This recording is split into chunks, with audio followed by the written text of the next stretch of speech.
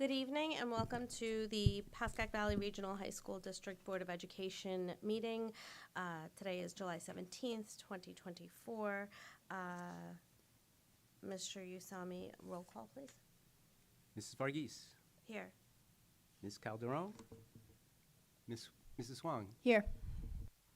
Ms. Keller, Here. Mr. Luisi, Mrs. Martin, Here. Mr. Stankus, Ms. Steffens, Here. Mr. Weaver. Okay, we have 5. Okay. Would you all please join me for the flag salute and Pledge of Allegiance? I pledge allegiance to the flag of the United States of America and to the republic for which it stands, one nation, under God, indivisible, with liberty and justice for all.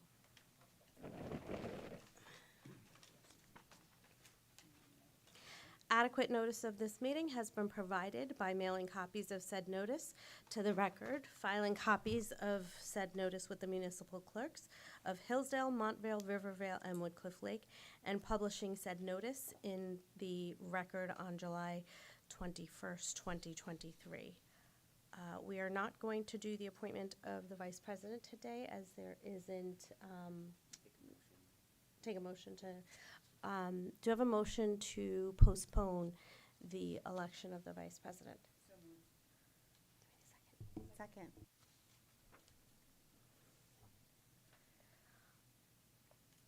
Okay. Say it again? Oh, roll call, please, Mr. Usami. Mrs. Huang, Here. Or yes. Yes. Ms. Keller, Yes. Mrs. Martin, Yes. Ms. Steffens, Yes. and Mrs. Varghese. Yes. Okay, now,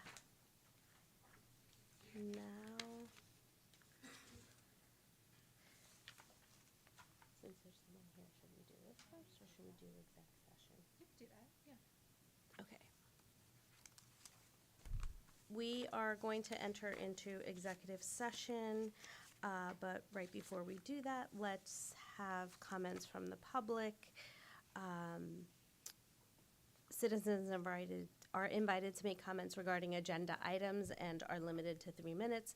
According to the Pascack Valley Regional High School District Board of Education, policy number 0167, persons wishing to speak must, upon being recognized, rise, sign in, and state their name, town of residence, and which agenda items they are referencing. Is there anyone from the public who would like to speak? Oh, on agenda items. Okay. Can I please get a motion to enter into executive session? Second. And I'll just clarify that executive session is to cover contract negotiations, legal matters, and personnel. Should be about 30 minutes, and we will take action when we return. Okay.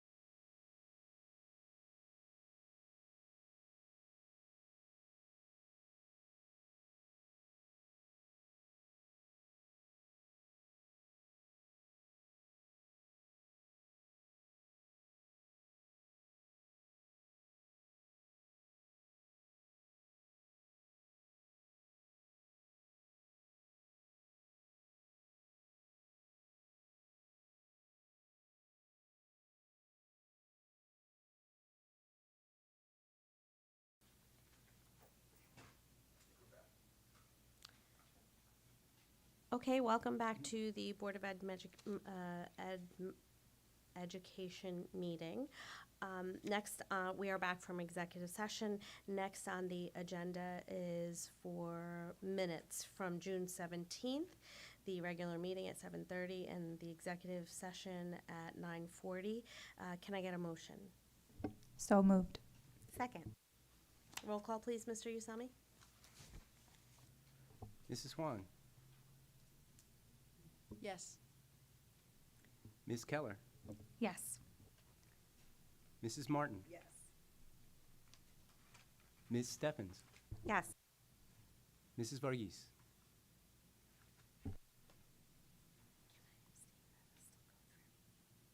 Did you watch it? Oh, I think you should abstain. Abstain.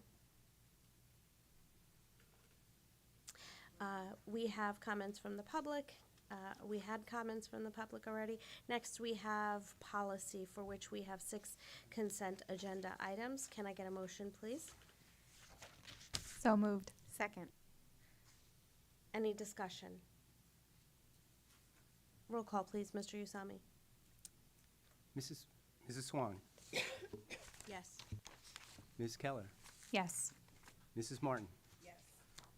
Ms. Steffens, Yes. Mrs. Varghese. Yes. Next, we have education, for which we have 4 consent agenda items. We are omitting item number 3. 5? 5 is policy. Oh, you made it? Okay. Number 6 is going to. Got it, okay.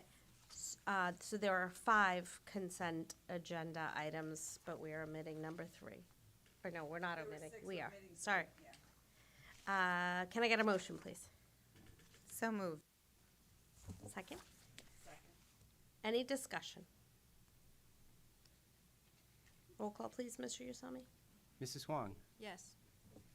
Ms. Keller, Yes. Mrs. Martin, Yes. Ms. Steffens, Yes.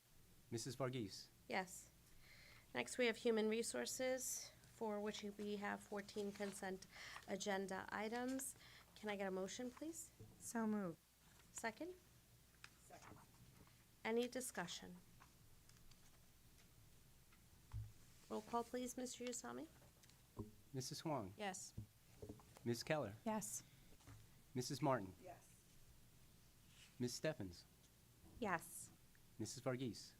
Yes. For finance, we have 29 consent agenda items. Can I get a motion, please? Second? Second. Any discussion?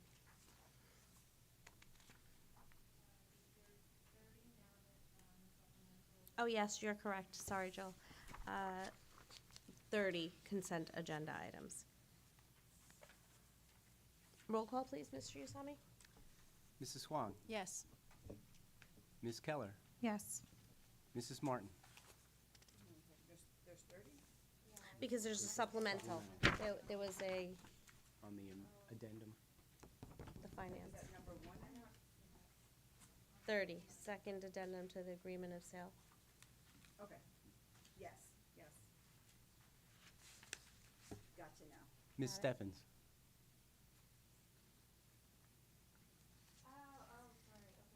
Yes. Mrs. Varghese. Yes. Next, we have old business. Any discussion on old business? Let's do this. I don't think this was included when we did the original. Yes. Just, the supplemental for human resources, was that included in the 14 that we did? I think we need to do a motion for the supplemental for human resources. That's before the board. Oh, okay. Thank you. Yeah, that's what I thought, right? Oh, it's not in, okay. Okay, so we have the supplemental agenda for human resources, right? Can I get a motion, please? So moved. A second? Any discussion? Roll call, please, Mr. Usami. Mrs. Huang, Yes. Ms. Keller, Yes. Mrs. Martin, Yes. Ms. Steffens, Yes. and Mrs. Varghese. Yes. And then I think, do we also, Jill, this was not in there, or was it? I think we need a separate, wait, I'm sorry, I'm like. It is under there. Okay, never mind then. Thank you. Okay, very good. All right. That one was part. Okay, okay. Okay, got it, Okay. sorry. Go ahead. No worries. Thank you for pointing that out. Just wanna make sure. Any old business? Yes, so, I just wanna give you guys some quick updates. We've been going back and forth about cell coverage at Valley specifically, and, I wanna just give an update. So we did have some conversations with Verizon specifically. They are working right now with one of the townships to put in a tower that is nearby to Valley. They did ask if we would be interested in putting a tower basically in the front of our building. Our thought right now is to actually defer. Let's see if the solution that the township has to put a tower nearby solves our problem before we consider putting a tower either in the front or the side of our building. Because I think that the region would be better served and it would be a much easier process if Verizon were to be successful in putting that up nearby. So we're gonna kind of like table our conversation about either adding in our own cell boosters or adding in our own cell tower until we let Verizon and the townships kind of work out where they are with that. We anticipate that process coming to conclusion within the next year. So I think that within the next 12 months or so, we should have a better sense of where the townships are going and what that coverage could potentially be. I'm very hopeful that this is going to result in better cell coverage down at Valley. In the meantime, we are working to open up our Wi-Fi in our parking lots to parents at dismissal and at drop-off, so parents would have access to our school Wi-Fi while they're in their cars in our parking lot. The one caveat is that we did try it out. Our Wi-Fi does not reach across the street. I know a lot of parents pick up at the church. We just don't have Wi-Fi that reaches that far. So it would just be kind of our parking lots, but it does reach the entirety, actually, of our parking lots. So that'll be really helpful, I think, for people as they're picking up their kids. I know that that's a complaint that we get a lot, especially from new ninth graders who don't realize that there really is no coverage in that area. So we're hopeful that that will work out very well for us. And then the other thing that I wanted to talk about, this is more for the board. There was a question about a reference sheet not being attached to the last agenda. Just so you guys know, I wanted to make sure everybody knows this. Jill actually brings a whole box of what we call the backup. So Jill actually has hard copies of everything in the agenda all the time. So if something comes up, and this came up a moment ago when somebody asked about, did we have the hard copy of an HIB? Jill always has the hard copies of all of the documents that are in here. So if there's ever a question about that, you can either just, quietly ask her, or you can say as part of discussion, hey, is this document available for us? And we can grab it for you. I just wanted to make sure that you guys knew that that was the box that Jill lugs around, that we always have the backup. Yeah, thank you. But that is super important, though. Yeah. I do appreciate that. Yeah, and that way too, if there is something that is missed or isn't hyperlinked or isn't clickable, and we think that it is, always at the board meetings, always here, and Jill always has that for us. So, Great. And then I think Yas, you wanted to talk about the nomination petitions. Yeah, just a reminder to everybody that there are 3 seats open, one in Hillsdale, one in Montvale, and one in Rivervale. And just want to let everybody know that the deadline to submit your nominating petitions, 4 p.m. Monday, July 29th, 2024. That's at the county clerk's office, the Bergen County Clerk's office in Excellent. Hackensack. I know there's sometimes confusion about open seats. We do have incumbents who are eligible to run, who I do believe are planning to run for those seats. Yes, I believe everyone's planning on running for re-election. Yeah. Perfect. Okay, great. Any new business? Okay. Next, we have comments from the public. Citizens are invited to make comments and are limited to 3 minutes according to the Pascack Valley Regional High School District Board of Education Policy Number 0167. Persons wishing to speak must, upon being recognized, rise, sign in, and state their name and town of residence. And it can be on anything, does not have to be on agenda items. Mr. Fox.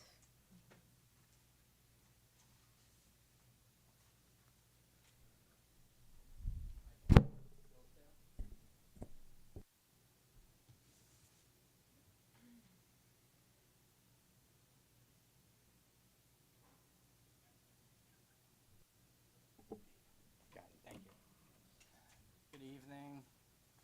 Just want to share, it's definitely not the place I want to be.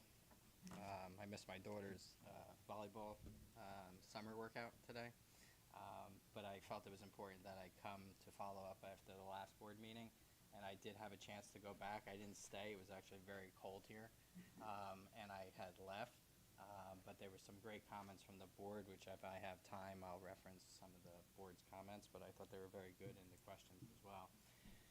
Tonight, I'd like to share some of the items pertaining to the administration of midterms and finals to clarify some of my past conversations with the administration.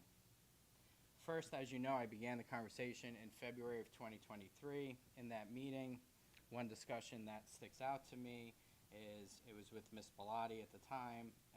It was our first meeting. I stated I believed about 50 to 60% of students' averages in math and science decrease after the large exams. Ms. Bellotti had shared, and this was on her opinion piece of, it was about 80% on a national statistic, not PV. And she promised me, and she did, she would look into the fact of if there is a decrease, what it is, and she was going to spend some time on it, and she has been doing that.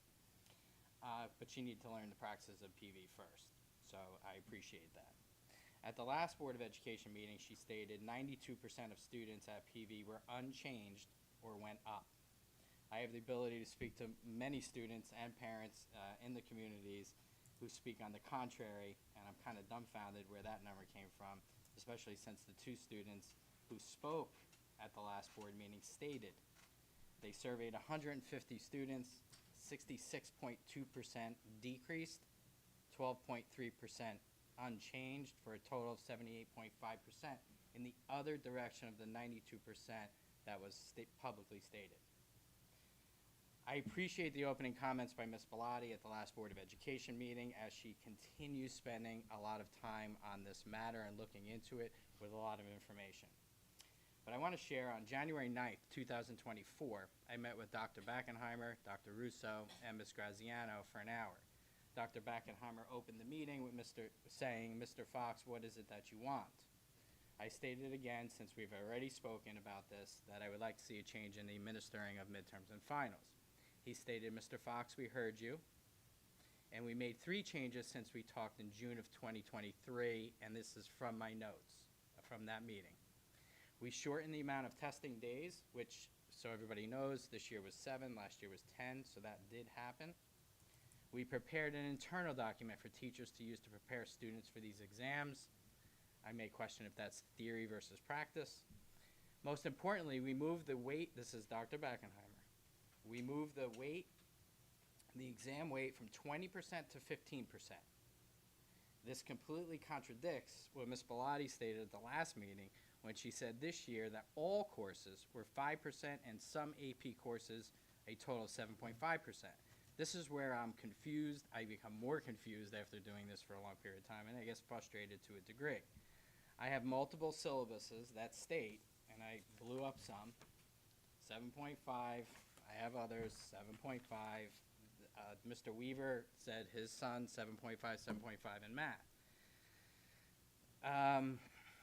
Again, it's perplexing, but if everyone in the room is not clear on grading, as I've stated for a year and a half, there's a major problem on how the school is operating in regard to math and science exams.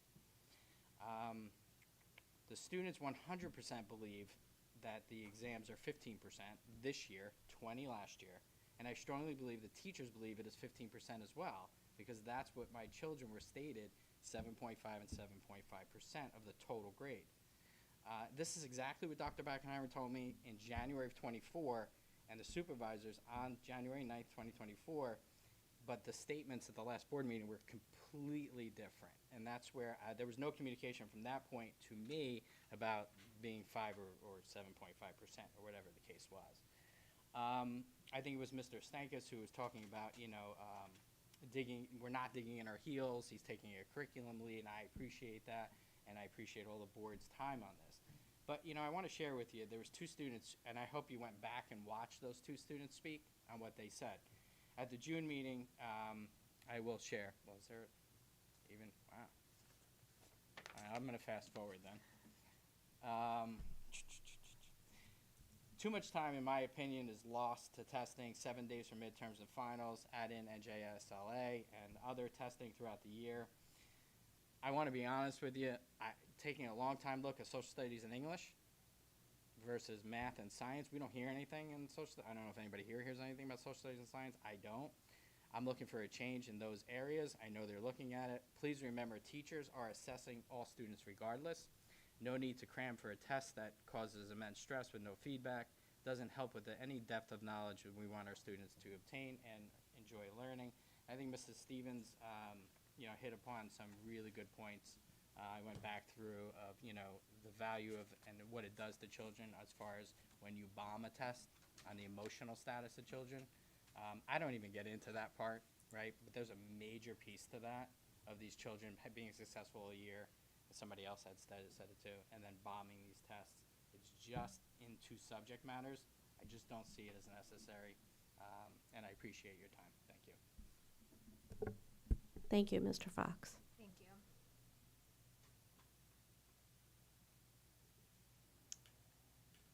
I think that's it. I think we're. I know, can we just talk about this for a second? Of course. And I know this is a conversation that we keep kind of revisiting because I do have my own concerns with it.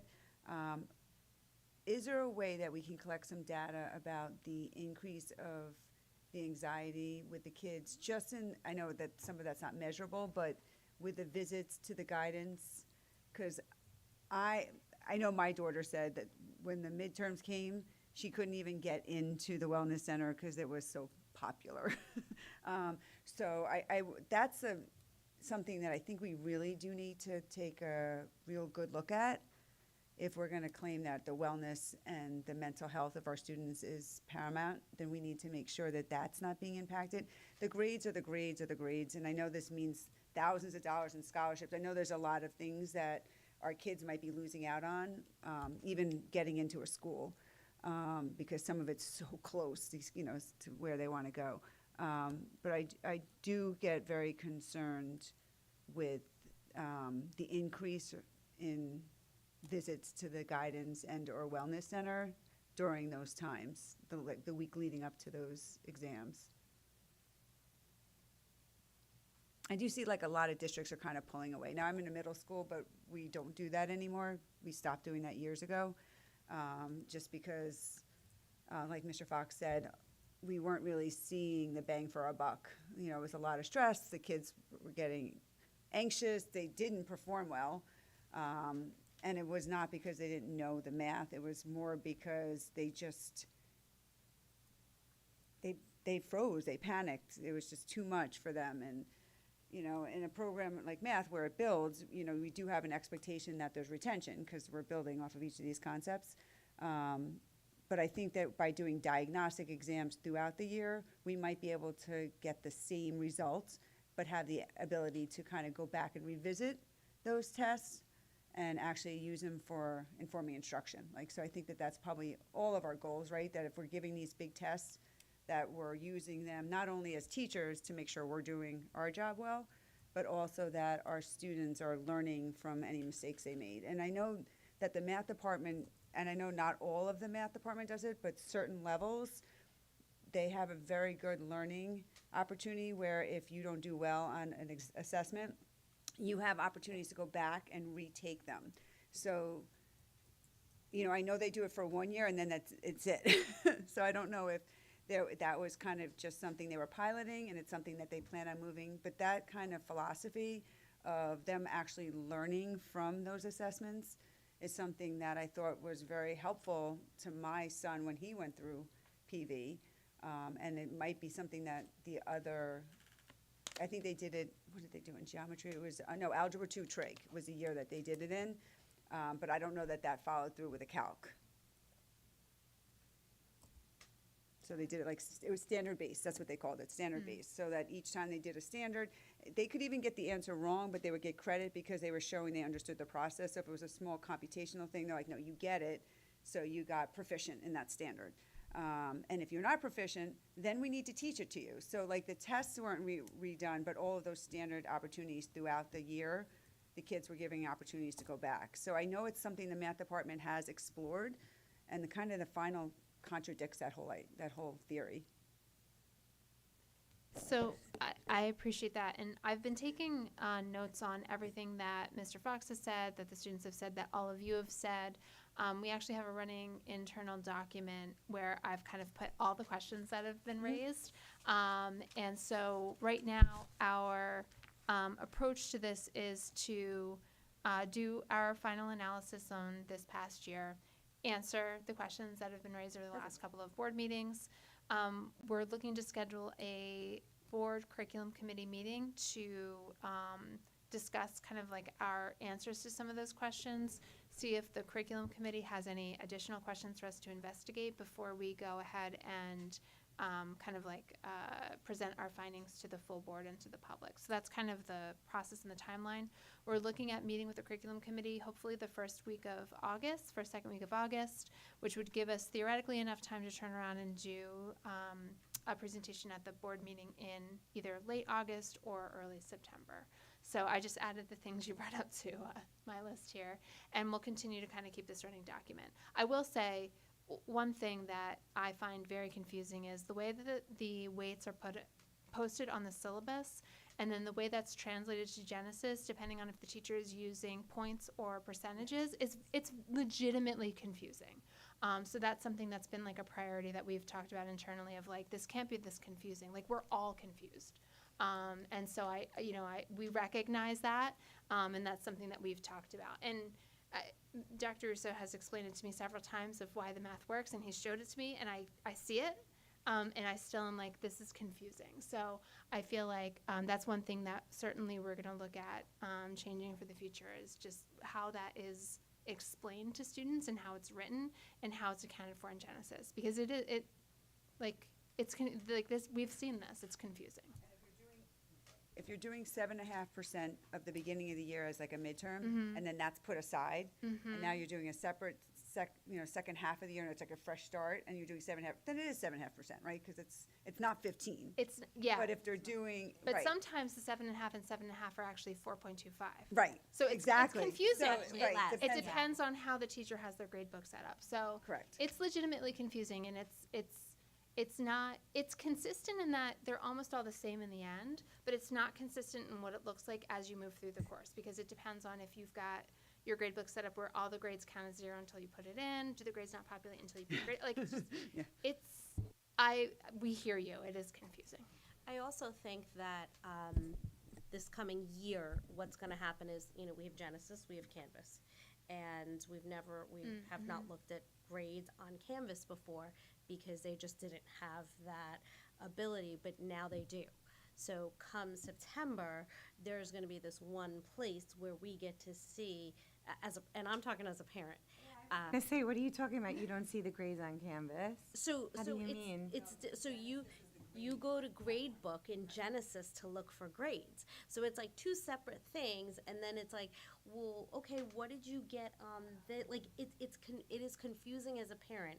And I know I've asked my 15-year-old son, like, hey, show me this. And he's like, I don't know how to get it, or, and I'm like, yeah, okay.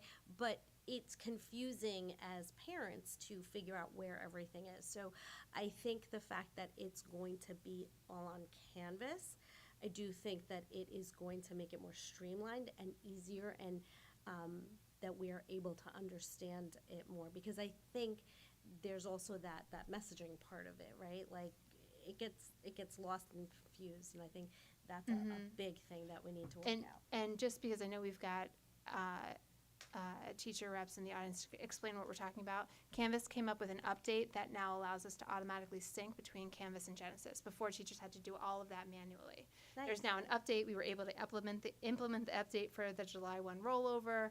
I think that's going to be a huge time saver for our teaching staff. And I think it's going to make it a lot easier for parents and students when they're looking at it. And it's certainly going to be easier for our teachers in that you don't have to double enter now.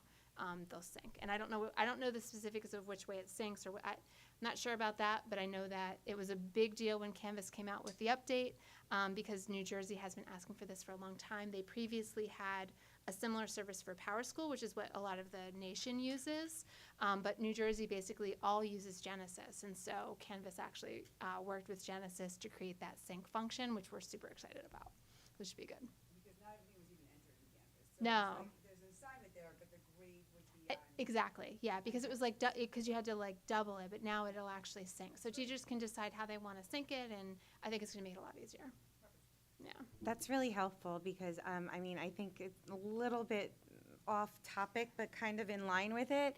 I know that, you know, there have been times where, you know, students have been going into a midterm or a final and there's grades outstanding. So it's kind of, you know what, I don't even know what my grade is because I'm missing 3 grades right now. I don't even know what I need to get on this midterm or final to maintain my average because I don't know what it is. So that's a huge concern as well. I'll add that on here. Placeholders are, Oh, gosh, the worst. they're overwhelming because they see that their, you know, their average is at 70 and it's not at 70. I just wanted to chime in. I really like Kristen's idea of maybe monitoring how the midterms and the finals affect the students' overall well-being and health and mental health wellness. Only because when I think of it as like a hierarchy of needs, the child's mental health is at the base of how they're going to succeed in school. And if their minimal needs are not met, starting with their mental health and well-being, they're not going to test well. If they have testing anxiety, if they're struggling with really any kind of barrier, and we've, you know, thank you to Mr. Fox and to the students who have come here to communicate to us that these tests are in fact barriers in more ways than one. We've identified that they've been barriers to getting into colleges. We've identified them being barriers to succeeding in school as far as getting higher grades. And we've also seen or heard rather from our students here and parents and concerned parties that the tests have actually, you know, kept students from, you know, students that are not going into college. It's actually been a deterrent for them just in life in general. And so if we're monitoring the whole child and not just the academic piece, and we're talking about how are we meeting their needs mentally, physically, emotionally, how will that impact the students, whether or not we're breaking the exams down into pieces, or what, you know, I think that, like we had said, more data is needed here and not just the academic piece. I think that data on how it's affecting the whole child is important. So thank you, Kristen, for bringing that up, and I just wanted to echo that sentiment. Great. Anyone else? Okay, so can I get a motion to adjourn? So moved. Okay, we're adjourned. Great, thank you.